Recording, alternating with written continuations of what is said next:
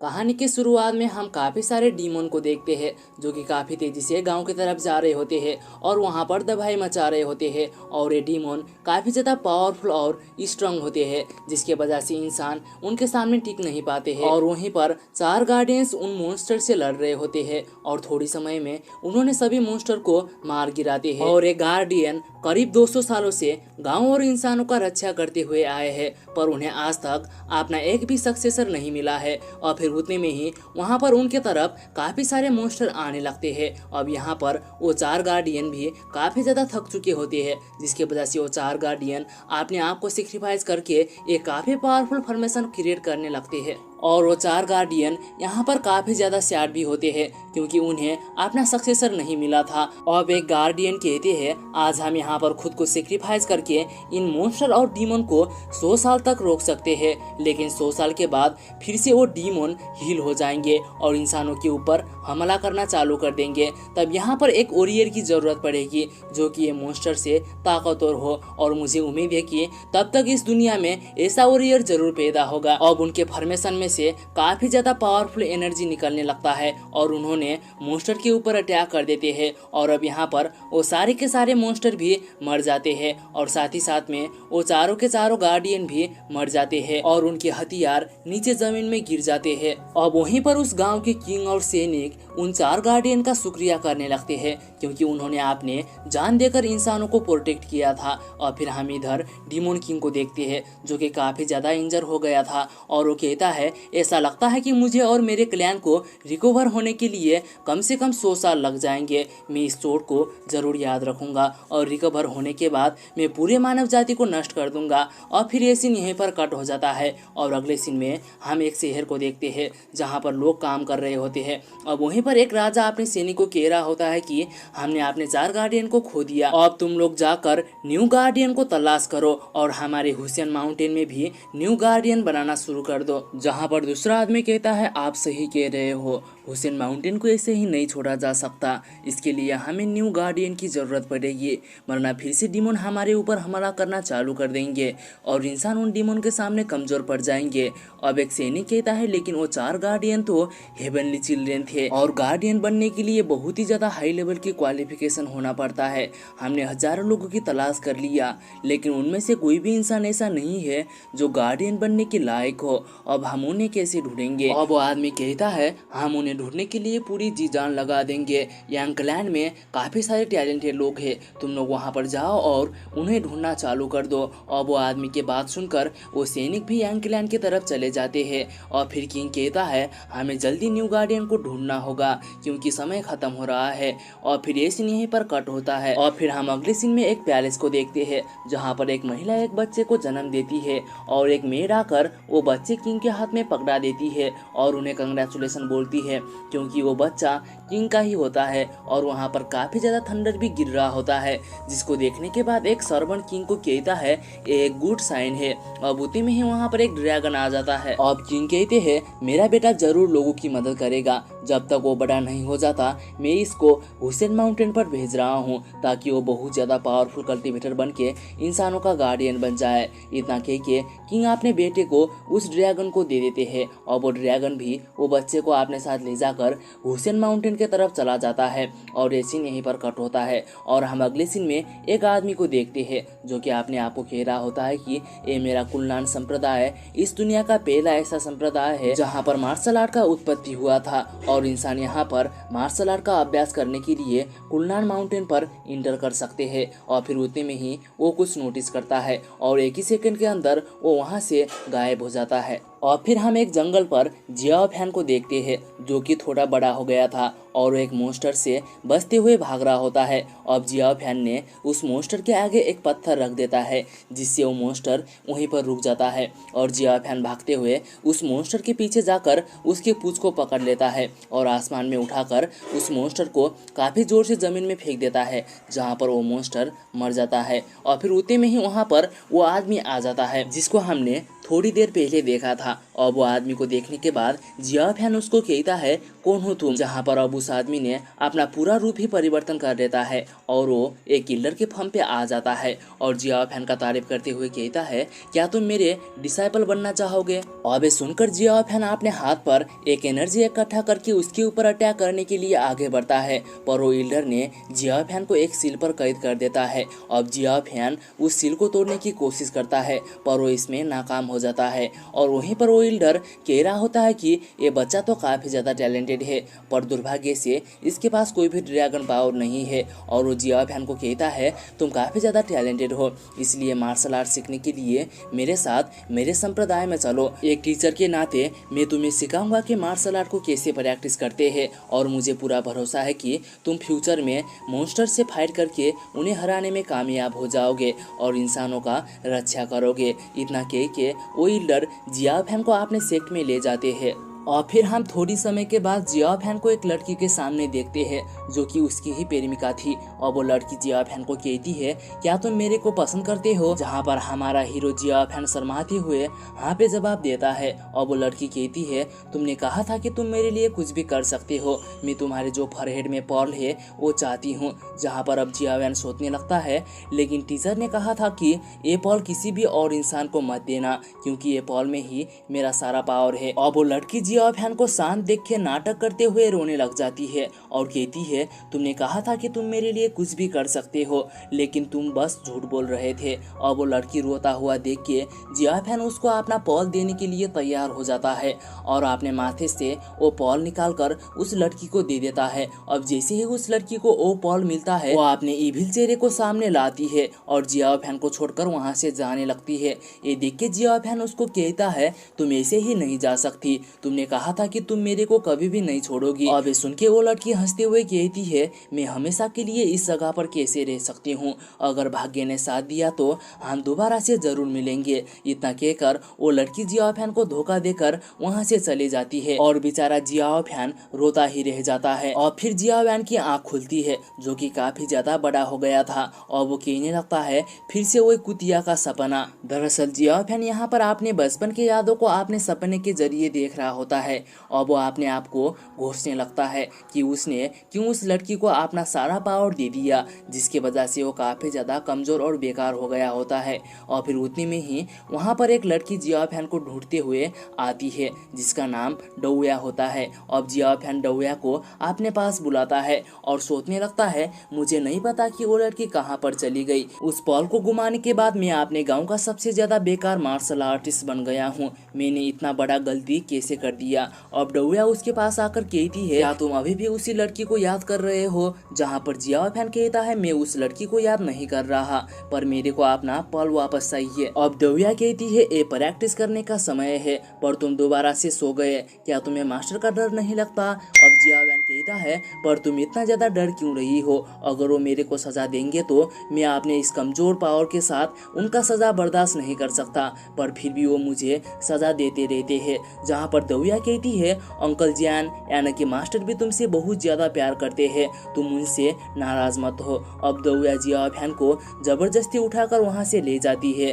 अब जिया फैन डौया को कहता है मैं कैसे बताऊं कि मैं अपने गांव का सबसे ज्यादा पावरफुल इंसान था पर अभी मैं तुम जैसी छोटी लड़की से भी कमजोर हूँ। अब वो दोनों वहाँ से जाता हुआ देख के एक बुढ़ा आदमी जिया फैन का मजाक उड़ाने लगता है। ये देख के जिया फैन उसके ऊपर काफी ज्यादा गुस्सा करने लगता है, जहाँ पर डौया कहती है तुम इतना ज्यादा गुस्सा क्यों कर रहे हो। अब जिया फैन कहता है मैं पूरा गांव में एक बेकार आदमी के रूप में फेमस हूँ, इसलिए अन्य लोगों के सामने तुम मेरे क्लोज नहीं आ सकती, मेरा तो मजाक उड़ता रहता है और मेरे को इससे कोई भी फर्क नहीं पड़ता, लेकिन मैं ये नहीं चाहता कि तुम मेरे वजह से इसमें शामिल हो, लेकिन मैं हमेशा तुम्हारा सुरक्षा करते रहूंगा। इतना कह के वो वहाँ से जाने लगता है और इसी के साथ में ये सीन यहीं पर खत्म होता है और इसी के साथ में ये पार्ट यहीं पर खत्म होता है और हम अगले पार्ट में देखते हैं दौया जियाफैन को कहती है, क्या तुमने सुना है दूसरे गांव के लोग जानवर को मारने के लिए बॉर्डर के पास गए थे, लेकिन काफी सारे लोग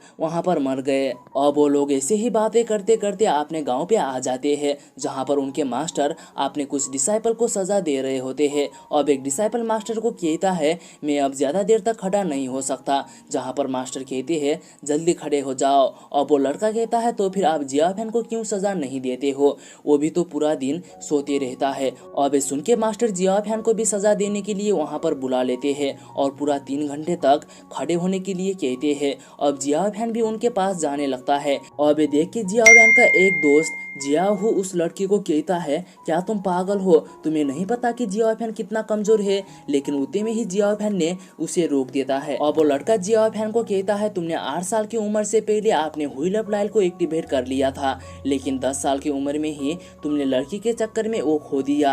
अब तुम बस कमजोर निकम्बे हो। अब सुन के जियाफैन को काफी ज्यादा गुस्सा आने लगता है और मास्टर उस लड़के को उतने में ही शांत करा देते हैं। अब सभी लोग वहाँ पर पानी के बाल्टी पकड़ के खड़े हो जाते हैं। जियाफैन का एक दोस्त कहता है, तो क्या हुआ, जियाफैन कमजोर है तो, लेकिन हम तो जिंदा है, हम हमेशा जियाफैन का रक्षा करेंगे। अब जियाफैन का दूसरा दोस्त भी वही कहता है। अब मास्टर वहाँ पर सभी को कहते हैं, तुम लोगों को रोज ऐसे ही प्रैक्टिस करना होगा और स्ट्रांग होना होगा। अब मॉन्स्टर गांव पर अटैक करना चालू कर रहे हैं, लेकिन तुम लोग अभी भी आपने व्हील अप लाइल स्टेज तक नहीं पहुँच पाए हो। अगर तुम इस तरह से ही प्रैक्टिस करते रहोगे तो एक दिन ऐसा समय भी आएगा तुम लोग भी बाकी लोगों की तरह मॉन्स्टर से मारे जाओगे। और मास्टर जियाफैन को ट्रेनिंग पर लेट आने के लिए 2 घंटे और प्रैक्टिस करने के लिए कहते हैं। ये सुन के जियाफैन का दोस्त जियाहू कहता है, नहीं वो इतने देर तक टिक नहीं पाएगा। अब दौया भी कहती है, 2 घंटे तो ज्यादा हो जाएगा।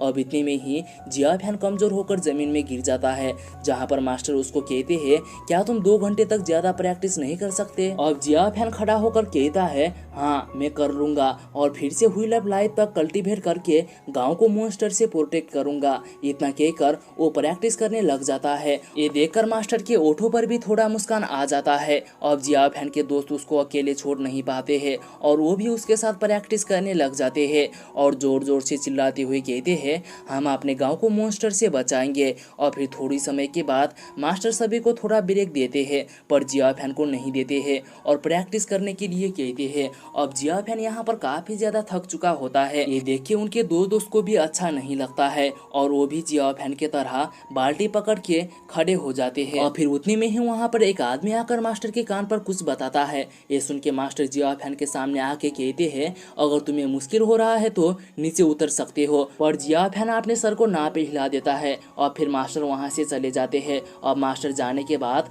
उसके सभी दोस्त उसके पास आकर नीचे उतरने के लिए कहते हैं, लेकिन जियाफैन कहता है, अभी भी 30 मिनट बाकी है। इतना कह के वो अपने प्रैक्टिस को कंटिन्यू रखता है और फिर बहुत ज़्यादा देर तक प्रैक्टिस करने के वजह से जियाफैन के बॉडी से काफ़ी ज़्यादा एनर्जी बाहर निकलने लगता है। और उसके दोस्त बात करने लगते हैं कि ये तो व्हील अप लाइल का बेसिक टेक्निक है। और यहाँ पर जियाफैन खड़े खड़े सो गया होता है और अपने माइंड के अंदर ही कल्टीवेशन करने लग गया होता है, लेकिन वो ज़्यादा देर तक ऐसा नहीं कर पाता है और वो कमज़ोर होकर ज़मीन में गिर जाता है। तभी वहाँ पर कुछ बुली आते हैं और जियाफैन को बुली करने लगते हैं। तभी जियाबू उनके पास आके उन्हें रोकने की कोशिश करता है, लेकिन उसका कोई भी फायदा नहीं होता है। और एक लड़का जियाफैन को ट्रैश बोलते हुए जियाबू को साइड में धक्का दे देता है और जियाफैन को मारने के लिए आगे बढ़ता है। और उतने में ही दौया जियाफैन के आगे आ जाती है, जहाँ पर वो लड़का कहता है, मेरे रास्ते से हट जाओ। जहाँ पर दौया कहती है, अगर तेरे अंदर इतनी ज्यादा हिम्मत है तो पहले तू मेरे को हरा कर देखा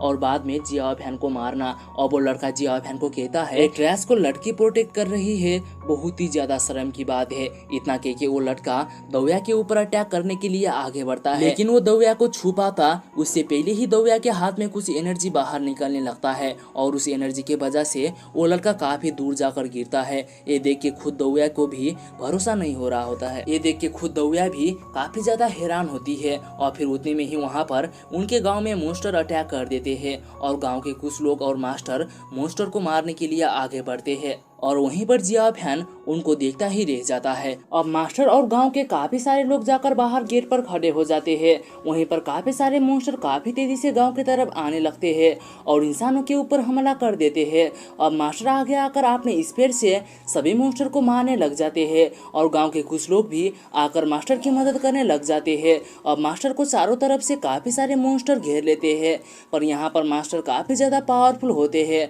और सभी मॉन्स्टर को दूर फेंक देते हैं। अब एक मॉन्स्टर ने गांव के एक आदमी को दूर फेंक देता है और वो आदमी को काफी सारे मॉन्स्टर घेर लेते हैं और उसे मारने के लिए आगे बढ़ते हैं, लेकिन इतने में ही मास्टर उसे भी बचा लेते हैं और अपने स्पेयर में काफी सारा पावर डाल के मॉन्स्टर के बीच में फेंकते हैं, जिससे वहाँ पर काफी ज्यादा ब्लास्ट होता है और सारे के सारे मॉन्स्टर मर जाते हैं। और मास्टर एक मॉन्स्टर को लेकर गांव के अंदर चले जाते हैं और फिर हम एक जंगल में किंग को देखते हैं, जो कि एंसेस्ट्रल ग्राउंड को ढूंढने के लिए अपने सफर में निकले होते हैं और वो लोग जियाओ फैन के गांव यानी कि लॉन्गटाओ विलेज से गुजर रहे होते हैं। और फिर ये सीन यहीं पर कट हो जाता है और अगले सीन में हम जियाओ फैन के घर के बाहर दो बच्चे को देखते हैं, जो कि जियाओ फैन के घर को काफी ज्यादा सुंदर बता रहे होते हैं और उन्हें लगता था कि मास्टर जियाओ फैन का फादर है, इसलिए उनका घर इतना ज्यादा सुंदर है। और फिर उतने में ही मास्टर एक मॉन्स्टर को लेकर घर पर आ जाते हैं और जिया फैन को वो मॉन्स्टर पकाने के लिए कहकर घर के अंदर चले जाते हैं। और फिर इधर जिया फैन उस मॉन्स्टर को देखते हुए अपने बचपन की यादों को याद करने लगता है,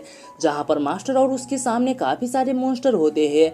ये देख के जिया फैन डर के वहाँ से भागने लगता है, पर वो थोड़ी दूर जाकर एक पत्थर पे जाके टकराता है और नीचे गिर जाता है और ठीक उसके आगे एक मॉन्स्टर होता है। ये देख के मास्टर जिया फैन को बचाने के लिए आगे बढ़ते हैं, लेकिन एक मॉन्स्टर ने उन्हें भी दूर फेंक देता है, जिससे मास्टर काफी ज्यादा इंजर्ड हो जाते हैं। तभी जिया फैन वादा कर लेता है कि वो भी एक दिन काफी ज्यादा ट्रेनिंग करके पावरफुल बनेगा और अपने लॉन्गटाओ विलेज को प्रोटेक्ट करेगा। अब इसी जोश के साथ में जिया फैन ने चाकू से उस मॉन्स्टर की स्किन को काटने लगता है, लेकिन वो कमजोर पड़ जाता है और उसके हाथ से वो चाकू गिर जाता है। ये देख के जिया फैन अपने आप को काफी ज्यादा बेकार और ट्रैश कहने लगता है और कहता है अब मैं अपने व्हील ऑफ लाइफ को दोबारा से एक्टिवेट करने के लिए क्या करूं। अब उतने में ही वहां पर डौया आ जाती है और जिया फैन को कहती है मैं तुम्हारी मदद कर सकती हूँ, जहां पर जिया फैन कहता है तुम इतनी सी छोटी लड़की मेरी क्या मदद करोगी, आज मैं खुद तुम्हारे लिए रोस्ट बनाऊंगा।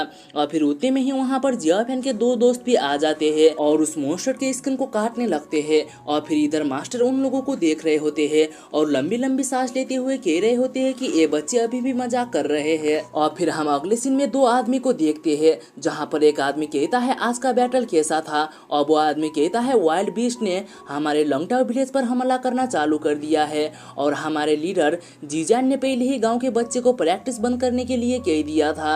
और फिर ये सीन यहीं पर कट हो जाता है और अगले सीन में हम उस बुल्ली बॉय को देखते हैं, जो कि कल्टीवेट करके अपने व्हील ऑफ लाइफ को एक्टिवेट कर लेता है और इसका नाम दामेंग है। और उसके पापा भी काफी ज्यादा खुश हो जाते हैं, क्योंकि दामेंग ने 14 साल की उम्र में ही अपने व्हील ऑफ लाइफ को एक्टिवेट कर लिया था। अब दामेंग के पापा उसके तारीफ करने लगते हैं। अब दामेंग सोचने लगता है अब मैं जिया फैन के घर पर जाऊंगा और उसको बुरी तरह से पीटूंगा। इतना कह के वो जिया फैन के घर के तरफ चला जाता है और वहीं पर रास्ते में किंग और उसके सैनिक ने दामेंग को देख लेते हैं और कहने लगते हैं इस लड़के के अंदर से काफी ज्यादा स्ट्रॉन्ग मेरिडियन ओरा बाहर निकल रहा है, ऐसा लगता है कि इसका अभी अभी व्हील ऑफ लाइफ एक्टिवेट हुआ है। ये बच्चा इतना छोटा है पर इसका फाउंडेशन काफी अच्छा है। अब ये सुन के नीचे एक आदमी कहता है तो क्या मैं इसको अपना स्टूडेंट बनाऊं, ऐसे भी मेरे पास अभी कोई भी स्टूडेंट नहीं है। और फिर हम इधर जिया फैन और दौया को देखते हैं, जहाँ पर जिया फैन दौया को प्रैक्टिस करा रहा होता है और दौया को एक एक स्टेप सिखा रहा होता है। अब इसी के चक्कर में जिया फैन दौया को पैर को साइड पे करा देता है, जिससे दौया का बैलेंस बिगड़ जाता है और वो जिया फैन के ऊपर गिर जाती है, जहाँ पर जिया फैन के नाक में काफी जोर से चोट लगता है, जिससे उसके नाक से खून आने लगता है। और देख के दौया घबराते हुए उसके नाक के खून को पूछने लगती है, जहाँ पर जिया फैन कहता है मैं ठीक हूँ और मैं खुद हील हो जाऊंगा, लेकिन तुम काफी ज्यादा हेवी हो। अब दौया उसको सॉरी कहने लगती है। अब किंग भी दामेंग का पीछा करते हुए वहाँ पर आ जाते हैं और उन दोनों को ऐसे हालात में देखकर कहते हैं मैंने सोचा नहीं था कि यहाँ के बच्चे भी ऐसे होंगे।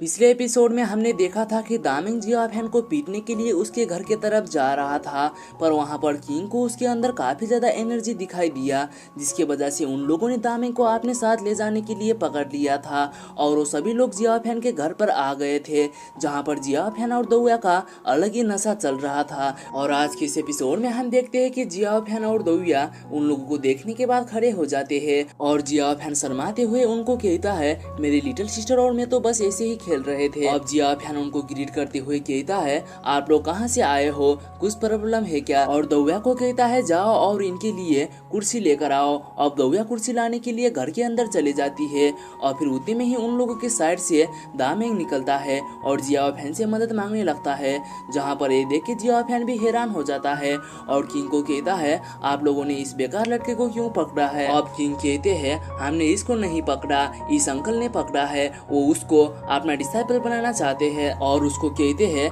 क्या तुम्हारा नाम ही जियाफेन है? जहाँ पर जियाफेन कहता है हाँ। अब उतने में ही वहाँ पर कुर्सी लेकर दौया आ जाती है, जहाँ पर जियाफेन किंग को कहता है, आप यहाँ पर आके बैठ जाओ और फिर से दौया को उनके लिए ड्राई मीट लेने के लिए कहता है और दौया भी काफी तेजी से घर के अंदर चले जाती है। और फिर वहीं पर किंग के साथ आया हुआ आदमी कहता है, तुम सच में काफी ज्यादा अच्छे लड़के हो और लोगों को इंटरटेन करते हो, ये करना तुमको किसने सिखाया? जहाँ पर जियाफेन कहता है, मेरे पापा ने। और यहाँ पर जियाफेन ने अपने मास्टर को पापा कह रहा होता है और उनको कहता है, क्या आप लोग हमारे लंगताओ विलेज पर सिर्फ और सिर्फ दामिंग को डिसाइपल बनाने के लिए आए हो? वो तो बस एक बेवकूफ और बेकार है, तुम मेरे को अपना डिसाइपल बना सकते हो, मैं काफी ज्यादा स्ट्रांग हूँ, हर कोई इंसान मेरी मार्शल आर्ट का तारीफ करता है, इसलिए तुम मेरे को अपना डिसाइपल बनाओ और इस बेकार लड़के को जाने दो। अब वो आदमी हंसते हुए कहता है, इस लड़के की व्हील ऑफ लाइफ एक्टिवेट हो चुकी है और इसकी बोन्स और मसल भी कमाल की है, लेकिन देखने से तो तुम भी ठीक ही हो, पर तुम्हारा फाउंडेशन काफी ज्यादा खराब है, इसलिए बस तुम अपने गांव पर बैठने के अलावा कुछ भी नहीं कर सकते हो। अब जियाफेन कहता है, ग्रैंडपा ये फाउंडेशन क्या होता है, इसको फिक्स करने का कोई तरीका नहीं है क्या? अब ये सुनकर किंग अपने पावर को एक्टिवेट कर लेते हैं और जियाफेन को ऊपर उठाने लगते हैं। ये देख के जियाफेन कहता है, आप क्या कर रहे हो? अब किंग ने जियाफेन को ऊपर उठा देते हैं, जहाँ पर जियाफेन को काफी ज्यादा पेन होने लगता है। अब किंग जियाफेन के बॉडी में अपने पावर डालते हुए कहते हैं, या तो फिर यहाँ पर तुम्हारे फाउंडेशन फिक्स होकर व्हील ऑफ लाइफ खुल जाएगा, या तो फिर तुम यहाँ पर मर जाओगे। और फिर उतने में ही वहाँ पर मास्टर आ जाते हैं और अपने स्पीड से किंग के ऊपर अटैक कर देते हैं, लेकिन किंग के साथ के आदमी जिसने दामिंग को पकड़ा हुआ था, उसने मास्टर के अटैक को अपने एक ही हाथ से रोक देता है और फिर पीछे ढिकल देता है। अब मास्टर फिर से तैयार होकर उसके ऊपर अटैक कर देते हैं, जहाँ पर वो इंसान हंसते हुए कहता है, इंटरेस्टिंग, एक ह्यूमन वेपन में कंबाइंड टेक्निक, लेकिन फिर भी ये खराब ताकत के साथ कमजोर है। अब उसने मास्टर के स्पेयर को पकड़कर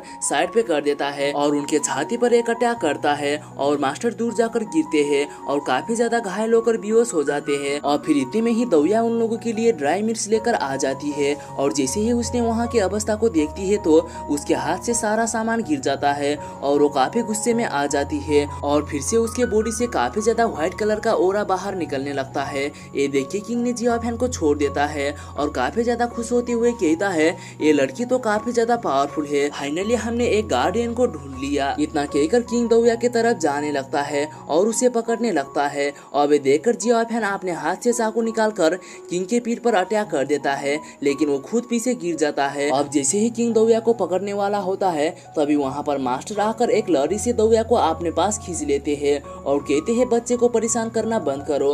और फिर वो आदमी मास्टर की तरफ जाने लगता है, तो दोस्तों हम इसको सेनापति बुलाएंगे। अब वो कहता है, लगता है तुमको पहले की पिटाई कम हो गई थी। इतना कहकर सेनापति सीधा आकर मास्टर के छाती पर एक जोरदार पंच मार देता है और मास्टर दूर जाकर गिरते हैं और उस सेनापति ने दौया को पकड़ लेता है। अब उतने में ही वहाँ पर गांव के लोग काफी तेजी से आने लगते हैं और वो काफी ज्यादा गुस्से में भी होते हैं, क्योंकि कैसे कोई इंसान बाहर से आकर उनके गांव के लीडर और बच्चे को पीट सकता था। और वो लोग आकर किंग के लोगों को घेर लेते हैं। अब मास्टर उनको कहते हैं, कौन हो तुम और तुम्हें क्या चाहिए? जहाँ पर सेनापति ने मास्टर के कंधे पर लात मार देता है और वे देखकर गांव के लोगों को काफी ज्यादा गुस्सा आ जाता है और उनके ऊपर हमला करने के लिए आगे बढ़ते हैं। और दाफिंग के पापा उनको कहते हैं मेरे बेटे को छोड़ दो।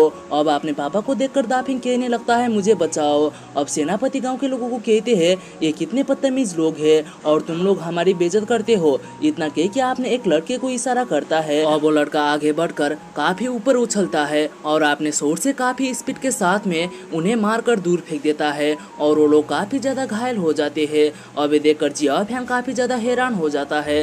अब उतने में ही वहाँ पर एक बुढ़ा आदमी आ जाता है और अपने स्वॉर्ड को निकालकर सीधा उस लड़के के ऊपर अटैक कर देता है और उसका स्वॉर्ड सीधा जाकर उस लड़के के सर पर लगता है। पर यहाँ पर उस लड़के को कुछ भी फर्क नहीं पड़ता है और उसने स्वॉर्ड को साइड पे रखकर बुढ़े आदमी के छाती पर एक जोरदार हिट करता है और वो बुढ़ा आदमी पीछे सर जाता है। अब सेनापति उसको कहने लगता है क्या लगता है तुमको, तुम अपना इस बेकार स्वॉर्ड से हमारे साथ लड़ोगे। अब उतने में ही वहाँ पर वो लड़का जमीन में गिर जाता है। ये देखकर सेनापति कहने लगता है ये कैसे पॉसिबल है, उसने एक हाई लेवल का सेफ्टी हेलमेट पहना था। अब उतने में ही वहाँ पर एक पोर्टल ओपन होता है और उस पोर्टल से एक इल्डर बाहर निकल कर आते हैं और कहते हैं क्या अब हुसैन माउंटेन के लोग बुढ़े और कमजोर लोगों को पीट रहे हैं। अब उन इल्डर को देखने के बाद दौया उनको ग्रैंडफादर बोल के चिल्लाने लगती है और फिर सेनापति ने दौया को अपने एक लड़के को पकड़ने के लिए दे देता है और कहने लगता है मैंने कभी भी नहीं सोचा था कि इस गांव में भी मास्टर होगा। और कहता है मेरा नाम तियान बुओ है और मेरे को तुमसे फाइट करने में काफी ज्यादा मजा आएगा। इतना कहकर इल्डर के ऊपर अटैक करने के लिए आगे बढ़ता है और इसी के साथ में एपिसोड यहीं पर खत्म हो जाता है। तो दोस्तों जल्द मिलेंगे इसके नेक्स्ट एपिसोड में, तब तक के लिए बाय बाय। पिछले एपिसोड में हमने देखा था कि किंग और उसके लोग मिलकर वहां पर गांव के लोगों को काफी ज्यादा बुल्ली कर रहे थे, पर उतने में ही वहां पर एक इल्डर आ गए थे और इल्डर को देखने के बाद सेनापति उनके साथ लड़ने के लिए आगे बढ़ गया था। और आज की इस एपिसोड में हम देखते हैं कि किंग ने अपने सेनापति को रोक देता है और इल्डर से बात करने के लिए खुद आगे आने लगता है। और पहले इल्डर जियाओ फैन के मास्टर के पास जाकर उन्हें चेक करने लगते हैं और उनको एक पील खिला देते हैं और जियाओ फैन को कहते हैं अब तुम्हें चिंता लेने की कोई भी जरूरत नहीं है, तुम्हारे पापा ठीक है। अब जियाओ फैन उन लोगों को देखते हुए इल्डर को कहता है दौया को उनसे बचा लो, वो बदमाश लोग हैं। अब इल्डर जियाओ फैन के सर पर हाथ रखते हुए कहते हैं कोई भी इंसान दौया को चोट नहीं पहुंचा सकता। इतना कहकर किंग के तरफ जाने लगते हैं और कहते हैं डीमन क्लैन फिर से अपने पावर को रीगेन कर चुका है और तुम लोग यहाँ पर गार्डियन के सक्सेसर ढूंढने की आशा से आए हो, लेकिन तुम लोगों को ये काम करना इतना आसान नहीं होगा। बच्चे को छोड़ दो, मैं बच्चे को अपने साथ लेकर तुम्हारे साथ जाने के लिए तैयार हूँ। अब सुनकर किंग अपने लोगों को एक इशारा करता है और उन लोगों ने बच्चे को छोड़ देते हैं और इल्डर को कहते हैं बच्चे को अपने साथ लेकर हमारे साथ चलो। इतना कहकर वो वहाँ से जाने लगते हैं। अब दौया इल्डर के पास आ जाती है जहाँ पर इल्डर कहते हैं मेरे साथ चलो।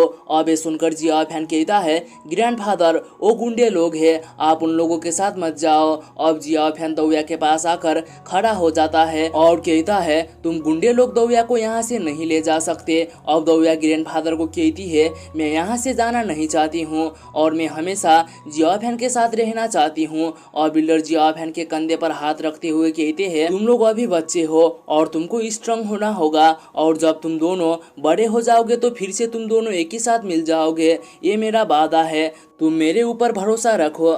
और वे सुनकर जियाओ फैन भी कुछ नहीं बोलता है और दौया आकर जियाओ फैन को एक पेंडांट देती है। अब जियाओ फैन उस पेंडांट को रखते हुए दौया को कहता है तुम चिंता मत लो, मैं बहुत ज्यादा स्ट्रांग होके तुम्हारे पास जरूर आऊंगा। अब उतने में ही वहां पर जियाओ फैन के दो दोस्त आ जाते हैं। अब सेनापति उनको देखने के बाद किंग को कहता है ये दो बच्चे भी काफी ज्यादा टैलेंटेड है और वो जाकर उन दोनों को पकड़ लेता है, जहाँ पर वो दोनों चिल्लाने लगते हैं। ये देखकर जियाओ फैन को भी काफी ज्यादा गुस्सा आ जाता है और सेनापति को मारने के लिए आगे बढ़ता है और उसको पीटने लगता है, लेकिन यहाँ पर जियाओ फैन खुद नीचे गिर जाता है। अब सेनापति जियाओ फैन को कहता है अच्छे तो तुम भी हो पर तुम्हारा फाउंडेशन टूट चुका है। अब गांव के लोग उनको कहने लगते हैं उन्हें छोड़ दो। और बिल्डर आगे आते हुए गांव के लोगों को समझाते हुए कहते हैं ये हुसैन माउंटेन के लोग हैं और ये लोग इंसानों का रक्षा करते हैं, ये बुरे लोग नहीं है, इसलिए तुम इन बच्चे को इनके साथ जाने दो और वहाँ पर जाके जाके ये प्रैक्टिस करेंगे और डीमन को मार के हमारे अर्थ को प्रोटेक्ट करेंगे। अब किंग कहता है मैं 3 दिन का समय दे रहा हूँ और मैं इनको अपने साथ ले जाऊंगा। अब ये सीन यहीं पर कट हो जाता है और अगले सीन में हम रात के समय देखते हैं जहाँ पर सभी बच्चे के पेरेंट्स उनको उन लोगों के साथ जाने के लिए कह रहे होते हैं क्योंकि वो लोग किंग के साथ जाकर काफी ज्यादा स्ट्रांग हो जाएंगे। और फिर हम जियाओ फैन और उसके दोस्त को देखते हैं जहाँ पर जियाओ फैन अपने दोस्तों को विदाई करने के लिए कुछ रखा होता है और वो अपने दोस्त के सर पर कहता है लगाओ और हमारा लॉन्गटाओ विलेज का पावर दिखा दो और वो यहाँ पर काफी खुश होने का नाटक कर रहा होता है। अब दौया रोते हुए जियाओ फैन को कहती है मैं यहाँ से नहीं जाना चाहती हूँ। अब उसके दोस्त भी कहने लगते हैं हम भी यहाँ से नहीं जाना चाहते हैं। अब जियाओ फैन कहता है तुम लोग ज्यादा बच्चों की तरह बात मत करो, तुम लोग वहाँ पर जाके काफी सारी चीजें सीखोगे और तुमको वहाँ पर अच्छी अच्छी चीजें खाने के लिए मिलेगा। अब जियाओ फैन उन लोगों को जाने के लिए मना लेता है जहाँ पर उसके दोस्त भी मान जाते हैं। अब जियाओ फैन कहता है मैं भी स्ट्रांग होकर तुम्हारे पास जरूर आऊँगा, अभी तो हमारा लॉन्गटाओ विलेज काफी ज्यादा छोटा है, हम बाद में हम अपनी एक पूरा आर्मी खड़ा करेंगे। जहाँ पर अब दौया कहती है ब्रदर जियाओ फैन मैं तुमको हमेशा सपोर्ट करूंगी। अब जियाओ हू कहता है तुमने ये तो नहीं कहा है पर हम तुमको अपने लीडर की तरह मानते हैं यानी कि ड्रैगन की तरह। और जियाओ लोंग को कहता है और तुम एक ड्रैगन के पुष बनोगे। अब ये सुनकर जियाओ लोंग को गुस्सा आ जाता है और दोनों मजाक मजाक में लड़ने लग जाते हैं। वहीं पर जियाओ फैन और दौया उन दोनों को देख के हंस रहे होते हैं। अब दौया जियाओ फैन को कहती है मैं ग्रैंडफादर से बात करूंगी, वो तुमको अपने साथ ले सकते हैं। अब जियाओ फैन हंसते हुए दौया को कहता है जब तुम झूठ बोलती हो तुम्हारा फेस पूरा लाल हो जाता है। अब दौया कहती है मैं चाहती हूँ कि तुम भी हमारे साथ आओ और वो जियाओ फैन को एक मेडिकल बुक दे देती है। अब जियाओ फैन ने उस बुक को रख लेता है और कहता है मैं यहीं पर गांव पर बैठूंगा, अगर मैं रिकवर हो जाऊंगा तो मैं तुम्हारे पास जरूर आऊंगा, अगर मैं रिकवर नहीं भी होऊंगा तो मैं यहीं पर एक सुंदर सी लड़की ढूंढकर शादी कर लूंगा और बच्चे पैदा करूंगा। और कहता है तुम जाओ और अपना ख्याल रखना और बहुत ही ज्यादा खाना खाना ताकि तुम सुंदर हो। और जियाओ लोंग और जियाओ हू तुम्हारे भाई जैसे है, अगर तुम मुसीबत में पड़ोगी तो वो तुम्हारी हेल्प करेंगे। ये सुनकर दौया काफी ज्यादा इमोशनल हो जाती है और कहती है तुम तो मेरी मॉम की तरह मुझे बता रहे हो। इतना कहकर जियाओ फैन को गले लगा लेती है और कहती है मैं तुम्हें बहुत ही ज्यादा मिस करूंगी। इतना कहकर वहाँ से जाने लगती है। और फिर दूसरे दिन किंग सभी बच्चे को लेकर वहाँ से जाने लगता है। वहीं पर जियाओ फैन दौड़ते हुए छुपते हुए उनको देख रहा होता है। अब उसने अपने दोस्तों को आवाज लगाता है। ये सुनकर उसके दोस्त भी पीछे मुड़कर जियाओ फैन को कहते हैं अपना ख्याल रखना। इतना कहकर वो आगे बढ़ने लगते हैं। अब किंग जियाओ फैन को देखते हुए इल्डर को कहता है ये बच्चे के साथ में क्या हुआ था। जहाँ पर इल्डर कहते हैं वो एकमात्र ऐसा बच्चा था जो कभी भी अपने गाँव को नहीं छोड़ता था, पर जीवन में कभी कभी अनएक्सपेक्टेड चीज भी हो जाती है। अब इधर जियाओ फैन अपने सारे दोस्त जाने के बाद काफी ज्यादा रो रो कर वहीं पर सो गया था। और जियाओ फैन का ये हालत देख के मास्टर को काफी ज्यादा बुरा लग रहा होता है और अब वो जियाओ फैन को उठाकर घर पे ले जाते हैं और बेड में सुला देते हैं। और वहीं पर वो बुढ़ा आदमी जिसने किंग के एक आदमी को मारा था वो भी होते हैं। अब से हम इनको अंकल हु कहेंगे और वो व्हील ऑफ लाइफ को रिकवर करने के लिए मेडिसिन ढूंढ रहे होते हैं। अब अंकल हु मास्टर को कहते हैं व्हील ऑफ लाइफ की मेडिसिन रेसिपी ढूंढना काफी ज्यादा मुश्किल होता है और तुम अकेले रेसिपी ढूंढने के लिए जाओगे तो तुम्हारे लिए और भी ज्यादा खतरा होगा, वहाँ पर मॉन्स्टर भी हो सकते हैं। इससे अच्छा तो तुम यहीं पर बैठ के इसका ख्याल रखो। जहाँ पर मास्टर कहते हैं मैं अपनी पूरी जीवन भर इसको इस तरह से दुखी नहीं देख सकता, कुछ भी हो जाए मैं जियाओ फैन के लिए मेडिसिन ढूंढने के लिए जाऊंगा। अब अंकल हु से मैप लेकर मेडिसिन रेसिपी ढूंढने के लिए वहाँ से निकल जाते हैं और इसी के साथ में एपिसोड यहीं पर खत्म हो जाता है।